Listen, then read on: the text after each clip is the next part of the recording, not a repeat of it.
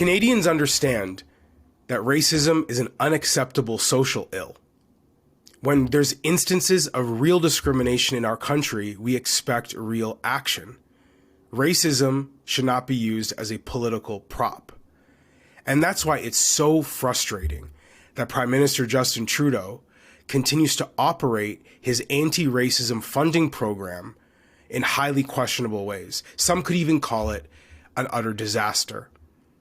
Another moment occurred last week that calls into question the types of organizations receiving money from the Trudeau Liberals' anti-racism program, this time coming from the Ontario Superior Court of Justice, where a judge ruled to dismiss a defamation lawsuit made by lawyer Richard Warman against two journalists, Jonathan Kay and Barbara Kay.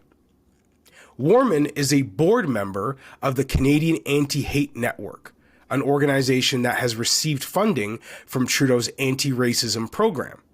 The Canadian Anti-Hate Network self-describes as an independent, nonpartisan organization made up of Canada's leading experts and researchers on hate groups and hate crimes.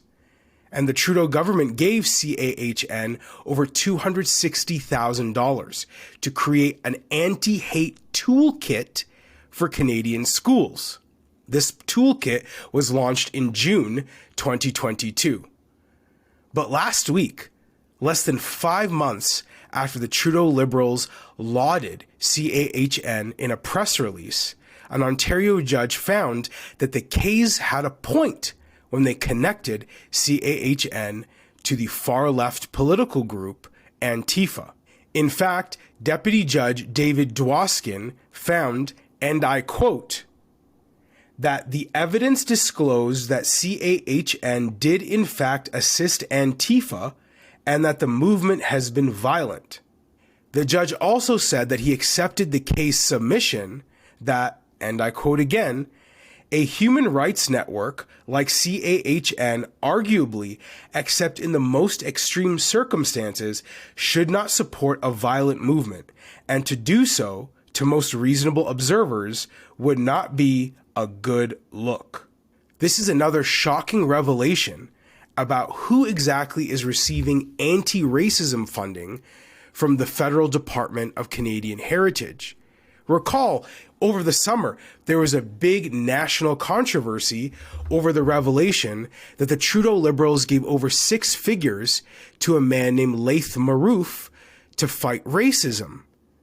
Unfortunately, Laith Marouf had an extensive history of making anti-Semitic comments. Actual victims of hate in our country deserve so much better. They deserve a government that's going to fight racism in a way that isn't so focused on racism from the right-wing political groups that it becomes blind to the harm done by the far left.